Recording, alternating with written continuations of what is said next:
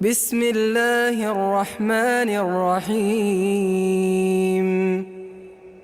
قل لو كان البحر مدادا لكلمات ربي لنفد البحر قبل أن تنفد كلمات ربي ولو جئنا بمثله مددا.